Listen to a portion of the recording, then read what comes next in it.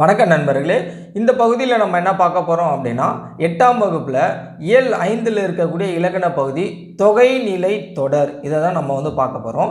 So இந்த டாப்பிக்லேருந்து exam point of வியூவில் உங்களுக்கு கொஷின்ஸ் வரும், சரிங்களா? ஸோ இப்போ எக்ஸாமில் என்ன மாதிரியான கொஷின்ஸ்லாம் கேட்பாங்க, அது எப்படி நம்ம எளிமையாக ஆன்சர் பண்ணலாம், எப்படி ஞாபகம் வச்சுருக்கலாம் அப்படின்றதான் இந்த டாப்பிக்கில் நம்ம பார்க்க போகிறோம். இது உங்களுக்கு பிடிஎஃப் ஃபார்மேட்டில் நான் கொடுத்துருக்கேன். ஸோ ஏன்னா புக்ஸில் பார்த்தீங்க அப்படின்னா பேராகிராஃப் வைஸாக கொடுத்துருக்காங்க. ஸோ அது பேராகிராஃப் வைஸாக நம்ம பார்க்குறப்ப கொஞ்சம் டிஃபிகல்ட்டாக இருக்கும். அதனால் பிடிஎஃபாக நான் எடுத்து அரேஞ்ச் பண்ணி உங்களுக்கு கொடுத்துருக்கேன். ஸோ இது நான் உங்களுக்கு எளிமையாக எப்படி ஆன்சர் பண்ணலாம் அப்படின்றத நான் சொல்கிறேன், சரிங்களா? தொகைநிலை தொடர். தொகைநிலை தொடர், தொடர்னா என்ன அப்படின்னு முதல்ல பார்க்கணும். தொடர் அப்படின்னா சென்டென்ஸ் அப்படின்னு அர்த்தம். ஆங்கிலத்தில் பார்த்தீங்கன்னா சென்டென்ஸ் அப்படின்னு சொல்லுவாங்க. சென்டென்ஸ்னால் என்ன, அப்படியே ஒரு லைன் ஸ்டார்ட் பண்ணி கம்ப்ளீட்டாக எண்ட் ஆகி முடிஞ்சிருக்கும், அதுதான் தொடர். அப்போது சொற்கள் பல தொடர்ந்து நின்று ஒரு பொருளை தர்றது தான் தொடர், சரிங்களா? அதான் ஃபஸ்ட்டு சொல்லுனா என்ன அப்படின்றத கொடுத்துருப்பாங்க, அது நமக்கு தேவை கிடையாது. தொடர்னா என்ன, சொற்கள் பல தொடர்ந்து நின்று பொருள் தருது. அதாவது ஒரு சில சொற்கள் தொடர்ந்து நமக்கு குறிப்பிட்ட ஒரு பொருளை தர்றது தான் தொடர் அப்படின்னு சொல்கிறோம், சென்டென்ஸ் அப்படின்னு சொல்கிறோம், சரிங்களா? இதில் தொகை நிலை தொடர் அப்படின்னா என்ன அப்படின்னா, தொகை அப்படின்னா என்ன அப்படின்னா மறைதல் அப்படின்னு அர்த்தம். தொகை அப்படின்னா மறைதல் அப்படின்னு அர்த்தம். அப்போது ஒரு சென்டென்ஸில், ஒரு தொடரில் அப்போ இரு சொற்களுக்கு இடையில் ஏதாவது ஒரு உருவோ இல்லை ஏதாவது ஒரு சொல்லோ மறைஞ்சி வந்திருக்கும். இதுதான் தொகைநிலை தொடர். இப்போ நம்ம எடுத்துக்காட்டோட பார்க்கலாம், உங்களுக்கு எளிமையாக புரியும். இப்போ ஃபஸ்ட்டு பார்த்தீங்க அப்படின்னா, முதல் எடுத்துக்காட்டில் பால் பருகினான் அப்படின்னு கொடுத்துருக்காங்க. இதில் பால் பருகினான் அப்படின்னு கொடுத்துருக்காங்க. இதில் ஏதாவது நமக்கு பொருள் விளங்குதா அப்படின்னா கிடையாது. ஏன் அப்படின்னா, பாலை பருகினான் அப்படின்னு சொன்னதா அப்படின்னா தான் அங்கே பொருள் நமக்கு விரிவாக விளங்குது. அப்போ பாலை பருகினான், பால் பருகினான் ஒரு சென்டென்ஸ் கொடுத்தாச்சு, தொடர் கொடுத்துட்டாங்க. அப்போ அது டேரெக்டாக நம்ம பால் பருகினான் அப்படின்னு எடுத்துட்டோம் அப்படின்னா அது பொருள் நமக்கு கிடைக்காது, சரிங்களா? அப்போ பாலை பருகினான் அப்படின்னும் போது அப்போது நமக்கு பொருள், அப்போ பால் அவன் எடுத்துட்டான்பா அப்படின்னு அர்த்தம், சரிங்களா? அப்போ அங்கே ஐ அப்படின்ற வேற்றுமை உருவு மறைஞ்சு பொருள் தருது. அப்போது ஒன்றும் இல்லைங்க, ஒரு சென்டென்ஸ் இருக்குது, ஒரு தொடர் இருக்குது. அந்த தொடரில் ஏதாவது ஒரு சொல்லோ இல்லை உருவோ மறைஞ்சு பொருள் தரும். மறைத்து கொடுத்துருப்பாங்க, அதை நம்ம ப்ரீஃபாக படித்து நம்ம பொருள் எழுஞ்சிடணும். அப்போ அதில் எந்த உருவும் மறைஞ்சிருக்கு, வேற்றுமை உருவா, பண்பா, வினையா, ஓமையா அப்படின்றத நம்ம பார்க்கணும். அதுதான் எக்ஸாம் பாயிண்ட் ஆஃப் வியூவில் கொஷின்ஸாக வரும், சரிங்களா? இப்போ இங்கே பால் பருகினான் அப்படின்னு கொடுத்துருக்காங்க. ஆனால் இது எப்படி படிக்கணும், இது சென்டென்ஸ் கரெக்டாக அப்படின்னா கரெக்ட் இல்லை, பாலை பருகினான் அப்படின்னு வரணும். அப்போ ஐ அப்படின்றது மறைஞ்சு வந்திருக்காங்க. அப்போ ஐன்றது என்ன அப்படின்னா வேற்றுமை உருவு, சரிங்களா? அப்போ ஐன்ற வேற்றுமை உருவு மறைஞ்சு அங்கே பொருள் தருது. இரண்டாவது எடுத்துக்காட்டில் பாருங்கள், வெண்முத்து அப்படின்ருக்கு. இதில் வெண்முத்து அப்படின்றது எப்படி வரணும் அப்படின்னா வெண்மையான முத்து அப்படின்னு வரணும். அப்போ மை அப்படின்ற விகுதியும் ஆன அப்படின்ற உருவம் இங்கே மறைஞ்சு வந்திருக்கு. அப்போ வெண்மையான முத்து அப்படின்னு வரணும், ஆனால் இங்கே வெண்முத்துன்னு கொடுத்துருக்காங்க. அப்போ மை அப்படின்ற விகுதி, ஆன அப்படின்ற உருவு மறைஞ்சு வந்திருக்கு. ஸோ இதுதான் நம்ம என்னன்னு சொல்கிறோம் அப்படின்னா தொகைநிலை தொடர் அப்படின்னு சொல்கிறோம். ஷார்ட்டாக சொல்கிறோம் பாருங்கள். அப்போ ஒரு தொடர் இருக்குது, அந்த தொடரில் இரண்டு சொற்களுக்கு இடையில் ஏதாவது ஒரு வேற்றுமை உருவோ இல்லை ஏதாவது உருவோ, சொல்லு உருவோ, வேற்றுமை உருவோ, பண்பு உருவோ இல்லை வினை உருவோ, ஏதாவது ஒரு சொல்லோ இல்லை உருவோ மறைஞ்சி வந்திருக்கும். மறைத்து தான் அது சென்டென்ஸே கொடுத்துருப்பாங்க. அதை நம்ம ப்ரீஃபாக நம்ம படித்து அண்டர்ஸ்டாண்ட் பண்ணிக்கணும். அப்போ அது என்ன உருவு மறைச்சி கொடுத்துருக்காங்க, அது எந்த வகையான உருவு அப்படின்றத நம்ம இந்த கிளாஸில் பார்க்க போகிறோம். இதுதான் exam point of view questions கேட்பாங்க, சரிங்களா? இப்போ இந்த தொகைநிலை தொடரை நம்ம 6 வகைகளாக பிரிக்கும். வகைகள் எக்ஸாமில் டெஃபினட்டாக கொஷின்ஸ் கேட்பாங்க. வகைகள் 6 வகைகள். எது? தொகைநிலை தொடர், தொகாநிலை தொடரும் இருக்குங்க. தொகைநிலை தொடர் எத்தனை வகையாக பிரிக்கலாம் அப்படின்னா 6 வகையாக பிரிக்கலாம். ஒன்று வேற்றுமை தொகை, மற்றொன்று வினைத்தொகை, பண்புத்தொகை, ஓமை தொகை, உண்மை தொகை, அன்மொழி தொகை அப்படின்னு நம்ம தொகைநிலை தொடரை 6 வகையாக பிரிக்கலாம். அதில் ஒவ்வொன்றாக நம்ம பார்க்க போகிறோம். ஃபஸ்ட்டு வேற்றுமை தொகை. நமக்கு வேற்றுமை அப்படின்றத டாபிக் ஆல்ரெடி எடுத்திருப்போம். இந்த ஐயால் கூ இன்னது கண் அப்படின்னு பார்த்துருப்போம். முதல் வேற்றுமைக்கும் 8ஆம் வேற்றுமைக்கும் வேற்றுமை உறுப்பு வந்து கிடையாது. அப்போ இரண்டாவது வேற்றுமையிலேருந்து 7வது வேற்றுமை வரைக்கும் வேற்றுமை உறுப்புகள் இருக்குது. அதில் ஐயால் கூ இன்னது கண் வந்து 2வதுலேருந்து 7வது வரை இருக்கும். சரிங்களா? இப்போ இது எடுத்துக்காட்டு, எல்லாமே எடுத்துக்காட்டு ரொம்ப ரொம்ப முக்கியம். ஏன் அப்படின்னா எடுத்துக்காட்டு வச்சு தான் வந்து கொஷின்ஸ் வந்து கேட்பாங்க. சரிங்களா? ஓகே, இப்போ இதில் எப்படிலாம் கொஷின்ஸ் கேட்பாங்க அப்படின்றதையும் நான் வந்து சொல்லிடுறேன். அந்த கொஷின்ஸ் கேட்டால் நம்ம எப்படி எளிமையாக ஆன்சர் பண்ணலாம் அப்படின்றத நம்ம பார்க்க போகிறோம். இப்போ முதல் எடுத்துக்காட்டு என்ன கொடுத்துருக்காங்க அப்படின்னா திருக்குறள் படித்தால் அப்படின்னு கொடுத்துருக்காங்க. அப்போ திருக்குறள் படித்தால் அப்படின்னா அங்கே வந்து தொடர் வந்து முழுமையடையலை. திருக்குறளை படித்தால் அப்படின்னு வரணும். அப்போது ஐ அப்படின்ற அங்கே வேற்றுமை உறுப்பு மறைஞ்சு வந்து பொருள் தருது. அப்போ அதை என்னன்னு சொல்கிறோம் அப்படின்னா வேற்றுமை தொகை அப்படின்னு சொல்கிறோம். தொகைன்னா என்ன? மறைதல்னு அர்த்தம். எது மறைஞ்சிருக்கு? வேற்றுமை உறுப்பு மறைஞ்சிருக்கு. அதனால் இதை வந்து வேற்றுமை தொகை. சரிங்களா? அவ்வளோதான். சரிங்களா? இது வந்து படித்து பார்த்தங்க நீங்கள். மற்ற நான் உங்களுக்கு விளக்கம் மட்டும் நான் கொடுக்குறேன். இப்போ இதில் முதல் எடுத்துக்காட்டு பாருங்கள். திருவாசகம் படித்தான் அப்படின்னு இருக்கும். திருவாசகம் படித்தான் அப்படின்னா பொருள் தெளிவாக வந்து விளங்காது. திருவாசகத்தை படித்தான். அப்போ ஐன்றது என்ன? 2ஆம் வேற்றுமை தொகை. தலையால் வணங்கு அப்படின்னு வரணும். தலை வணங்குன்னு கொடுத்துருக்காங்க. தலையால் வணங்கு அப்படின்னு வரணும். அப்போ ஆள்ன்றது 3ஆம் வேற்றுமை தொகை. அதை ஆல்ரெடி நான் சொல்லியிருப்பேன். ஐயால் கூ இன்னது கண் அப்படின்ட்டு. சிதம்பரம் சென்றான் கரெக்டாக இல்லை. சிதம்பரத்துக்கு கூ வரணும். சிதம்பரத்துக்கு சென்றான் அப்படின்னு வரணும். அப்போ அது 4ஆம் வேற்றுமை தொகை. ஓகேவா? மலை வீழ் அருவி இல்லை. மலையின் வீழ் அருவி அப்படின்னு வரணும். கம்பரது பாடல் அப்படின்னு வரணும். மலைக்கண் குகை அப்படின்னு வரணும். சரிங்களா? அப்போ ஐயால் கூ இன்னது கண் இந்த வேற்றுமை உறுப்பு 2வதுலேருந்து 7வது வரைக்கும் முதல் கேட்டு கிடையாது.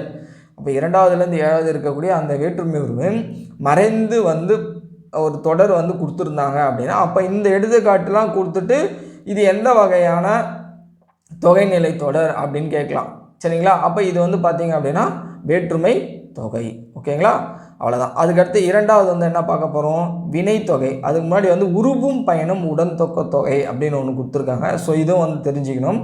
அப்போ உருபும் பயனும் உடன் தொக்க தொகை அப்படின்னா என்ன அப்படின்னா இடையில் வந்து பார்த்தீங்க அப்படின்னா நமக்கு வந்து ஒரு மறைஞ்சிருக்கும். ஒரு சொல் வந்து மறைஞ்சு வந்திருக்கும். இப்போது எடுத்துக்காட்டு பார்க்கலாம் பாருங்கள். பணப்பை அப்படின்னு கொடுத்துருக்காங்கன்னு வச்சுங்களேன். பணப்பை அப்படின்னா பணம் பை. அதுக்கு இடையில் என்ன மறைஞ்சிருக்கு?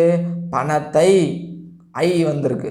கொண்ட பை அப்படின்னு வரணும். பணப்பை அப்படின்னு சொல்லிட்டா அது பணப்பையா? பணத்தை கொண்ட பைன்னு அர்த்தம். அப்போ அந்த பைக்குள்ளார பணம் இருக்குது. அப்போ பணத்தை கொண்ட பை அப்படின்னு வரணும் பொருள். சரிங்களா? அப்போ அங்கே ஐ அப்படின்ற ஒரு வேற்றுமை உருவும் மறைஞ்சு வந்திருக்கு. கொண்ட அப்படின்ற ஒரு சொல்லுறுப்பும் மறைஞ்சு வந்திருக்கு. இதுதான் வந்து உருவும் பயனும் உடன் தொக்க தொகை அப்படின்னு சொல்கிறது. அப்போ ஒரு உருவும் மறைஞ்சு வந்திருக்கும். அதை கூடவே பயன் தரக்கூடிய ஒரு சொல், அதை வந்து நம்ம சொல்லுறுப்பு அப்படின்னு சொல்லுவோம். அப்போ உருவும் ஒரு சொல்லுறுப்பும் மறைஞ்சு வந்திருக்கும். அப்போ பணப்பை அப்படின்றது பணத்தை கொண்ட பை அப்படின்னு வரணும். அப்போ பணத்தை ஐ அப்படின்ற உருவு வேற்றுமை உருவு மறைஞ்சிருக்கு. கொண்ட அப்படின்ற ஒரு சொல்லுறுப்பு மறைஞ்சிருக்கு. சரிங்களா? அப்போ ஐ அப்படின்ற ஒரு வேற்றுமை உருவு ஒரு சொல்லுறுப்பு மறைஞ்சு வந்திருந்தால் அது உருவும் பயனும் உடன் தொக்க தொகை அப்படின்னு சொல்லலாம். சரிங்களா? இப்போ பால் குடம் இங்கே ஒரு எடுத்துக்காட்டு கொடுத்துருக்காங்க பாருங்கள். பால் குடம் அப்படின்னா இது 2ஆம் வேற்றுமை உருவும் பயணம் உடன். இது ஏன் 2ஆம் வேற்றுமை உருவும் பயணம் உடன் தொக்க தொகை அப்படின்னு சொல்கிறோம்? பாலை கொண்ட குடம். பால் அப்படின்றது பாலை ஐ வந்திருக்கு இல்லையா? அப்போ ஐயும் வந்திருக்கு. கொண்ட அப்படின்றதும் மறைஞ்சிருக்கு. ஓகேவா? அப்போ வேற்றுமை உருவும் மறைஞ்சிருக்கு. பயன் தரக்கூடிய சொல்லுறுப்பும் மறைஞ்சிருக்கு. அப்போ பாலை கொண்ட குடம் அப்படின்னு வரணும். அப்போ ஐ மறைஞ்சு வந்ததால் அது 2ஆம் வேற்றுமை அப்படின்னு சொல்லிட்டோம். இப்போ இங்கே பாருங்கள். பொற்சிலை அப்படின்னா என்ன? பொன்னால் ஆன சிலை. பொன் அப்படின்னா பொன் அர்த்தம். அப்போ பொன் சிலை அப்படின்னு சொல்ல பொன்னால் ஆகிய சிலை. பொன்னால் ஆகிய சிலை. அப்போ ஆல் அப்படின்றது 3ஆம் வேற்றுமை உறுப்பு. கூடவே சொல்லுறுப்பு ஆகிய அப்படின்ற ஒரு பயன் தரக்கூடிய சொல்லும் வந்து வந்திருக்கு. அப்போது இது 3ஆம் வேற்றுமை. 3ஆம் வேற்றுமைன்றது என்னது? ஆல் தான் 3ஆம் வேற்றுமை. உருபும் ஆகியன்றது அந்த உருபுனுடைய உருபு. அது உடன் தொக்க தொகை அப்படின்னு சொல்கிறோம். சரிங்களா? அப்போது பொன்னால் ஆகிய சீலை. 4ஆம் வேற்றுமை உருவும் பயனும் உடன் தொக்க தொகை அப்படின்னா என்ன? மாட்டு கொட்டகை அப்படின்னு இருக்குது. மாட்டு கொட்டகை அப்படின்னு சொல்லலாம். மாட்டுக்கு கட்டப்பட்ட கொட்டகை, மாட்டுக்காக கட்டப்பட்ட கொட்டகை. அப்போ மாட்டுக்கு கூன்றது என்னது? 4ஆம் வேற்றுமை உருவு. கூடவே பயன் தரக்கூடிய சொல்லு கட்டப்பட்ட அப்படின்றது வந்திருக்கு. அப்போ மாட்டுக்கு கட்டப்பட்ட கொட்டகை அப்படின்றது 4ஆம் வேற்றுமை உருவும் பயனும் உடன்தொக்க தொகை. அதுக்கடுத்து வந்து பார்த்திங்க அப்படின்னா வினைத்தொகை. இதில் வினைத்தொகைன்னு என்ன? இது எப்படி சார் ஞாபகம் வச்சுக்கலாம்? ஃபஸ்ட்டு வந்து நம்ம பார்த்துட்டோம். இப்போ என்னென்னலாம் பார்த்துருக்கோம்? தொகைநிலை தொடர்னா என்னென்னு பார்த்துருக்கோம். அது இரு சொற்களுக்கு இடையில் ஏதாவது ஒரு சொல்லு உருவோ இல்லை ஏதோ ஒரு உருவோ இல்லை ஏதோ ஒரு சொல்லு வந்து மறைஞ்சு வந்திருக்கு. இதுதான் வந்து நம்ம தொகைநிலை தொடர்ன்னு சொல்கிறோம். இது 6 வகையாக நம்ம வந்து பிரிக்கலாம். அதில் ஃபஸ்ட்டு வேற்றுமை தொகை அப்படின்றத பார்த்துருக்கோம். அப்போ வேற்றுமை உருவு ஐயாளுக்கு இன்னதுக்கண் அப்படின்ற வேற்றுமை உருவும் கூடவே சொல்லுருவு பயன் தரக்கூடிய சொல்லும் மறைஞ்சிருந்தால் அது வேற்றுமை தொகை அப்படின்றத பார்த்து முடிச்சாச்சு. இப்போ அதுக்கடுத்து என்ன பார்க்க போகிறோம்? 2வது வகையில் வினைத்தொகை பார்க்க போகிறோம். வினைத்தொகை ஷார்ட்டாக சொல்கிறோம் பாருங்க. வினைத்தொகைன்னா என்ன அப்படின்னா இதில் வந்து காலத்தை வந்து காட்டாது.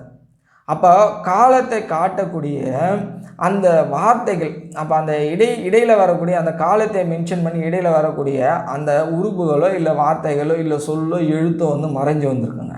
அவ்வளோதாங்க. இப்போ எடுத்துக்காட்டு பாருங்கள். ஆடு கொடி வளர் தமிழ் அப்படின்னா இதில் ஆடு வளர் அப்படின்றது வினைப்பகுதிகள். வினைப்பகுதிகள் என்னது? ஒரு செயலை செய்யக்கூடிய சொல், வேர்ச்சொல் அப்படின்னு கூட எடுத்துக்கலாம். இதை ஆடு வளர் அப்படின்றது என்னது? வேர்ச்சொல். இதை பிரித்தோம் அப்படின்னா இதில் வேர்ச்சொல் ஆடு, இது வளர் தமிழ் பிரித்தோம் அப்படின்னா வேர்ச்சொல் வந்து வளர்.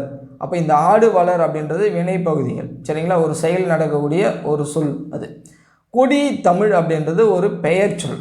சரிங்களா? கொடி தமிழ் அப்படின்றது ஒரு பெயர் சொல். இப்போது இந்த ஆடு வளர் அப்படின்றது ஆடு அப்படின்றத இந்த வினைப்பகுதிகள் வந்து பார்த்திங்க அப்படின்னா அதை நம்ம பிரித்து நம்ம பயன்படுத்தணும் அப்படின்னா அது 3 காலத்துக்கு தகுந்த மாதிரி அந்த வார்த்தை வந்து வந்திருக்கும். அப்போ ஆடு அப்படின்றது எப்படி வந்திருக்கு பாருங்கள். ஆடிய, ஆடிய, ஆடுகின்ற, ஆடும் அப்படின்னு வந்திருக்கும். வளர் அப்படின்றது வளர்ந்த, வளர்ந்த, வளர்ந்த அப்படின்னா இறந்த காலம். வளர்கின்ற அப்படின்னா நிகழ்காலம். வளரும் அப்படின்னா எதிர்காலம். அப்போது இந்த வினைப்பகுதிகள் ஆடு, ஆடு வளர், ஆடு வளர் அப்படின்ற இந்த வினைப்பகுதி எப்படி வந்திருக்கு? 3 காலத்துக்கு தகுந்த மாதிரி அந்த சொல் வந்து அமைஞ்சிருக்கும். இப்படி வந்திருந்தால் அது வந்து வினைத்தொகைங்க. அவ்வளோதாங்க. சரிங்களா? இப்போ இதில் எடுத்துக்காட்டு கொடுத்துட்டு இது என்ன மாதிரியான தொகைநிலை தொடர் அப்படின்னு கேட்கலாம். அவ்வளோதான். இதில் அடுத்து செகண்ட் பாயிண்ட் வேறு என்ன கொஷின் கேட்கலாம் அப்படின்னா காலம் காட்டாத பெயரெச்சம் இதை இங்கே கொடுத்துருப்பாங்க. எங்கே அப்படின்னா காலம் கறந்த பெயரெச்சம் அப்படின்னு நம்ம எதை சொல்கிறோம் அப்படின்னு இந்த கேள்வி கேட்டிருக்காங்க. காலம் கறந்த பெயரெச்சம் அப்படின்னு நம்ம எதை சொல்கிறோம் அப்படின்னா வினைத்தொகை தான் சொல்கிறோம். இது சொல்லக்கூடிய நூல் எது? நன்னூல். இதுவும் கேட்கலாம், நன்னூல். ஓகேங்களா? இப்போ ஆப்ஷன்ஸில் எக்ஸாம்ஸில் ஆப்ஷன்ஸில் இந்த மாதிரி காலம் கறந்த பெயரெச்சம் வினைத்தொகையா, பண்பு தொகையா, வேற்றுமை தொகையா, ஓமை தொகையா அப்படின்னு கேட்கலாம்.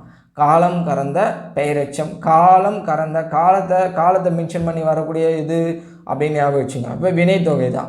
ஏன்னா வினைத்தொகையில தான் அந்த வினைப்பகுதி 3 காலத்தையும் தெளிவாக காட்டும். ஆனால் அங்கே கொடுத்துருக்க எடுத்துக்காட்டில் வந்து பார்த்திங்க அப்படின்னா அந்த மறைச்சி தான் வந்து கொடுத்துருப்பாங்க. அதனால தான் அது தொகை.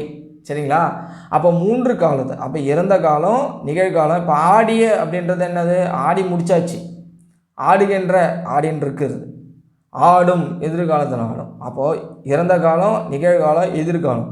அப்போ 3 காலத்தையும் அந்த சொல் அந்த வினைப்பகுதி வந்து எடுத்து சொல்கிற மாதிரி அமைஞ்சிருக்கும். சரிங்களா? அப்போ அந்த 3 காலத்தையும் அதை மறைச்சி தானே இங்கே இந்த கொடுத்துருக்காங்க, எடுத்துக்காட்டு கொடுத்துருக்காங்க. அதனால தான் இதை நம்ம என்னன்னு சொல்கிறோம்? வினைத்தொகை அப்படின்னு சொல்கிறோம். சரிங்களா? So okay. காலம் காட்டும் இடைநிலையும் பெயரெச்ச விகுதியும் மறைந்து வரும் பெயரெச்சத்தை நம்ம வினைத்தொகை அப்படின்னு சொல்கிறோம். அதுக்கு அடுத்து பண்புத்தொகை. பண்புத்தொகை இது வந்து உங்களுக்கே தெரியும். இதில் வந்து மை விகுதி வந்து மறைஞ்சு வந்திருக்கும். சரிங்களா? ஆல்ரெடி படிச்சிருக்கவங்களுக்கு தெரியும். மை விகுதி வந்து மறைஞ்சு வந்திருக்கு. வெண்ணிலவு, கருங்குவளை அப்படின்னா வெண்மையான நிலவு அப்படின்னு, கருங்குவளை கருமை அப்படின்னு வரும். அப்போது வெண்மை இது வெண்ணிலவு அப்படின்றத பிரித்தோம் அப்படின்னா வெண்மை கூட்டல் நிலவு அப்படின்னு வரும். கருங்குவளை அப்படின்னு எல்லாத்தையுமே நம்ம பிரித்து பார்த்து தான் நம்ம வந்து அதை என்ன சொல்லணும், அண்டர்ஸ்டாண்ட் பண்ணிக்கணும். அப்போ இது என்ன மாதிரியான தொகை அப்படின்னு சொல்லிட்டு கருங்குவளை அப்படின்னா கருமை கூட்டல் குவளை அப்படின்னு சொல்கிறோம். அப்போ நிலவு குவளை அப்படின்றது பெயர் சொல். இங்கே மை விகுதி வந்து மறைஞ்சு வந்திருக்கு. அப்போ இது எப்படி வரணும்? வெண்மையான நிலவு, வெண் நிலவு. அப்போ மை அப்படின்றது மறைஞ்சு வந்திருக்கு. இங்கேயும் கருங்குவலையில் மை அப்படின்றது மறைஞ்சு வந்திருக்கு. அப்போ ஆன ஆகிய அப்படின்ற பண்புறுப்புகள் வந்து மறைஞ்சு வந்திருக்கு. ஓகேவா? அப்போ இது வந்து மைன்றது விகுதி. ஓகேவா? ஆன ஆகிய அப்படின்றது உருபுகள். ஓகேவா? அப்போ வெண்மையான நிலவு, கருமையாகிய குவளை அப்படின்றத வெண்ணிலவு, கருங்குவளை. அப்போ வெண்மை, மை, ஆன அப்படின்றது மறைஞ்சு வந்திருக்கு. அதனால் இது வந்து பண்பு தொகை. ஓகேவா? மை, இது மட்டும் ஞாபகம் வச்சுங்க. சரிங்களா? இப்போ வந்து எத்தனை பார்த்துருக்கோம்? 3 பார்த்துருக்கோம். இதுலேயே வந்து இரு பெயரொட்டு பண்பு தொகை பார்த்துடலாம். இது வந்து ரொம்ப எளிமையாக தான் இருக்கும். இரு பெயரொட்டு பண்பு தொகையில் எடுத்துக்காட்டு பனை மரம் கொடுத்துருக்காங்க. அதாவது இதில் மரன்றது பொது பெயருங்க. பனைன்றது என்ன? அந்த மரத்தில் ஒரு வகை. பனை மரம் இருக்குது, தென்னை மரம் இருக்குது, ஆலமரம் இருக்குது, அரச மரம் இருக்குது. அப்போது ஒரு சிறப்பு பெயர், பனைன்றது சிறப்பு பெயர், ஒரு குறிப்பிட்ட ஒரு பெயர் அது.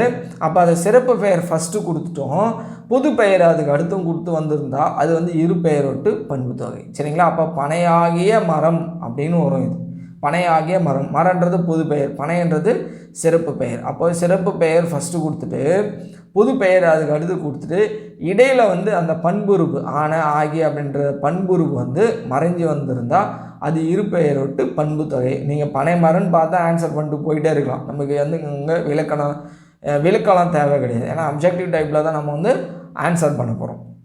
சரிங்களா? ஓகே. இப்போ என்னென்னலாம் பார்த்துருக்கோம்? வேற்றுமை தொகையை பார்த்தாச்சு, வினை தொகையை பார்த்தாச்சு, இரு பண்பு தொகையை பார்த்தாச்சு. வேற்றுமை தொகைன்னு என்ன?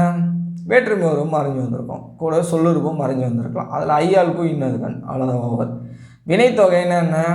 அதாவது அந்த வினைப்பகுதி 3 காலத்தையும் சொல்லக்கூடிய சொல் மாதிரி இருக்கும், ஆனால் அதை மறைச்சி கொடுத்துருப்பாங்க. அது வந்து வினைத்தொகை.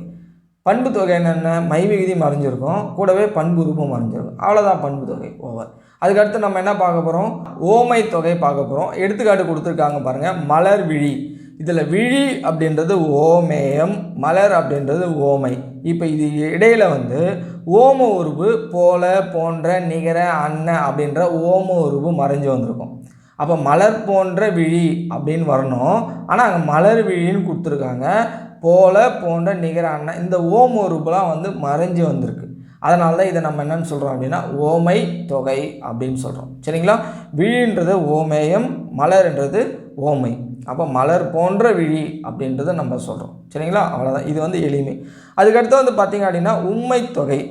உம்மை தொகை அப்படின்னா இதில் அப்படின்றது மறைஞ்சு இருக்கும். எடுத்துக்காட்டு பாருங்கள். இரவு பகல், தாய் தந்தை. இது எப்படி வரணும்? இரவும் பகலும் அப்படின்னு வரணும். தாயும் தந்தையும். அப்போ அப்படின்றது மறைஞ்சு வந்திருக்கு. அப்படின்ற இடைச்சொல் வந்து இங்கே மறைஞ்சு வந்திருக்கிறதுனால இதை நம்ம என்னன்னு சொல்கிறோம்? உம்மை தொகை அப்படின்னு சொல்கிறோம். சரிங்களா? அவ்வளோதான். இது எளிமை. அடுத்து அன்மொழி தொகை. அன்மொழி தொகைன்னா என்ன அப்படின்னா எடுத்துக்காட்டு பாருங்கள். அதாவது இதுக்கு முன்னாடி பார்த்தோம் வேற்றுமை, வினை, பண்பு, ஓமை, உம்மை. இது இல்லாமல் வேறு எதனா மறைஞ்சு வந்திருந்தால் அது அன்மொழி தொகைன்னு சொல்லியிருப்பாங்க. அப்போ அன்மொழி தொகை எடுத்துக்காட்டு பொற்றொடி வந்தால் அப்படின்றது. இதில் பொர் அப்படின்னா பொண்ணு அர்த்தம், ஆல்ரெடி நம்ம பார்த்துருக்கோம். தொடி அப்படின்னா வளையல்னு அர்த்தம். அப்போது பொன் வளையல் வந்தால் அப்படின்னு அர்த்தம் அது கிடையாது. அப்போ பொருள் விலங்குல. அப்போ அங்கே என்ன அர்த்தம்? பொன்னால்.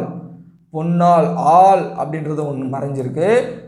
ஆன அப்படின்ற ஒரு உருவு வந்து மறைஞ்சிருக்கு. ஒரு பயன் தரக்கூடிய ஒரு சொல் மறைஞ்சிருக்கு. வளையல், தொடினா வளையல். அப்போ தொடினா வளையல் அது இருக்குது, ஒன்றும் பிரச்சனை இல்லை. அப்போது ஆள், ஆன அப்படின்றது மறைஞ்சு வந்திருக்கு. ஆள்ன்றது என்னது? அது வேற்றுமை உருவு. ஐயாள் அப்படின்னு பாருங்க, 3ஆம் வேற்றுமை உருவு. ஓகேவா? அப்போ இதில் என்ன சொல்லியிருக்காங்க பாருங்கள். அப்போ இது எப்படி வரணும் அப்படின்னா பொன்னால் ஆகிய வளையலை அணிந்த பெண் வந்தால் அப்படின்னு அப்போ நம்ம மீனிங் எடுத்துக்கணும். அப்போ பொன்னால், ஆள்ன்றது ஒரு 3ஆம் வேற்றுமை உருவு, அது மறைஞ்சு வந்திருக்கு.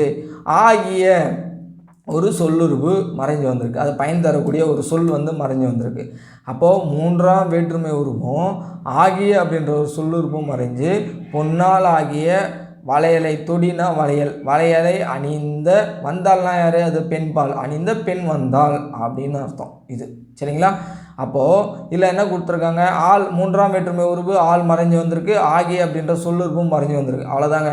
அப்போ நான் இது என்னது? 3ஆம் வேற்றுமை உருவும் பயனும் உடன் தொகை அப்படின்னு சொல்லலாம். சரிங்களா? இவ்வாறு வேற்றுமை, வினை, பண்பு, ஓமை, உம்மை ஆகிய தொகைநிலை தொடர்கள் அவை அல்லாத வேற்று பெற சொற்களும் மறைந்த. அப்போது இது எப்படி நம்ம அன்மொழி தொகைன்னு கண்டுபிடிக்கிறது? பொற்றொடி வந்தால் அப்படின்னு கொடுத்துருக்காங்க. பொற்றொடி வந்தால் அப்படின்னா என்ன? பொன்னால், அப்போ ஆள் மறைஞ்சு வந்திருக்கு. ஆகிய அப்படின்ற உருவு மறைஞ்சு வந்திருக்கு. அப்போ ஆளும் மறைஞ்சிருக்கு, ஆகிய அப்படின்றதும் மறைஞ்சிருக்கு. வளையல், தொடினா வளையல். அணிந்த பெண், ஏற்கனவே ஒரு ஆள் அப்படின்றது மறைஞ்சிருக்கு, ஆகிய அப்படின்றது மறைஞ்சிருக்கு. அப்போ 2 விஷயம் இங்கே மறைஞ்சிருக்கு. அது இல்லாமல் அணிந்த பெண் வேறு மறைஞ்சு வந்திருக்கு. இதுதான் மெயின். அப்போ இதை வச்சு தான் என்ன, இது வந்து எந்த டைப்லையுமே வரல.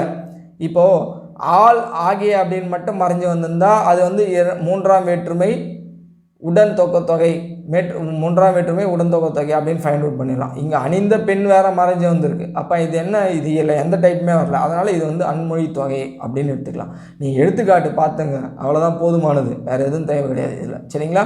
வேறு என்ன இதில் கேட்கலாம் அப்படின்னா, இந்த அன்மொழி தொகையை பிரித்து எழுதுக கேட்கலாம். அல் கூட்டல் மொழி கூட்டல் தொகை, இது வந்து கேட்கலாம். இதில் கேட்குறது என்ன, எடுத்துக்காட்டு கொடுத்துட்டு இது என்ன தொகை, அப்படி தொகை நிலை தொடர் அப்படின்னு கேட்கலாம். சரிங்களா? அப்போ இதில் என்ன வேற்றுமை உருவு மறைஞ்சு வந்திருக்கு அப்படின்னு கேட்கலாம். 3ஆம் வேற்றுமை உருவு மறைஞ்சு வந்திருக்கு. ஆள் பிரித்து எழுதுக கேட்கலாம். அன்மொழி தொகை பிரித்து எழுதுக. அல் கூட்டல் மொழி கூட்டல் தொகை. சரிங்களா? இதுக்கு அடுத்து வந்து எண்ணுமை அப்படின்னு ஒன்று இருக்குது. இது வந்து பார்த்திங்க அப்படின்னா தொகைநிலை தொடர் வகைகளில் வராது. ஆனால் இது வந்து நம்ம தெரிஞ்சுக்க வேண்டியது. எண்ணுமை என்னென்ன அப்படின்னா ஒன்றும் இல்லை. இப்போ நம்ம உண்மை தொகை பார்த்தோம் இல்லையா, அதில் உண்மை தொகையில் அப்படின்றது மறைஞ்சு வந்திருக்கும். உண்மை தொகை, தொகைனா மறைதல், வந்து மறைஞ்சு வந்திருக்கும். அவ்வளோதான். இதில் வந்து எளிமையாக ஞாபகம் வச்சிங்க. ஏன்னா இது வந்து 2 கன்ஃபியூஸ் ஆகும். உண்மை தொகை எண்ணுமையும் கன்ஃபியூஸ் ஆகும். உண்மை தொகைனா மறைதல். அப்போ உண்மை தொகை என்னென்னா வந்து மறைஞ்சு வந்திருக்கு. எண்ணுமை என்னென்ன, வெளிப்படையாக வந்திருக்கும். அவ்வளோதான். இரவும் பகலும், பசுவும் கன்றும், தாயும் தந்தையும். கொடுத்துருந்தா எண்ணுமை, அந்த உம்ன்றது மறைச்சி கொடுத்துருந்தா அது உண்மை தொகை. அவ்வளோதான். சரிங்களா? இவ்வளோ தான் உங்களுக்கு தொகைநிலை தொடர். டெஃபினட்டாக இது வந்து உங்களுக்கு புரிஞ்சிருக்கும். இது வந்து எக்ஸாம் பாயிண்ட் ஆஃப்ல என்னென்ன கேட்பாங்க அப்படின்றத நான் வந்து சொல்லியிருக்கேன். அதுக்கடுத்து வந்து இதே இயலில் வந்து தொகாநிலை தொடர்னு ஒன்று இருக்குது. அதை வந்து நம்ம அடுத்த வீடியோவில் வந்து பார்க்கலாம். சரிங்களா? 2 ஒன்றா பார்த்தா நமக்கு கன்ஃபியூஸ் ஆகும். இது வந்து அடுத்த வீடியோவில் கொடுக்குறேன். சரிங்களா? நன்றி.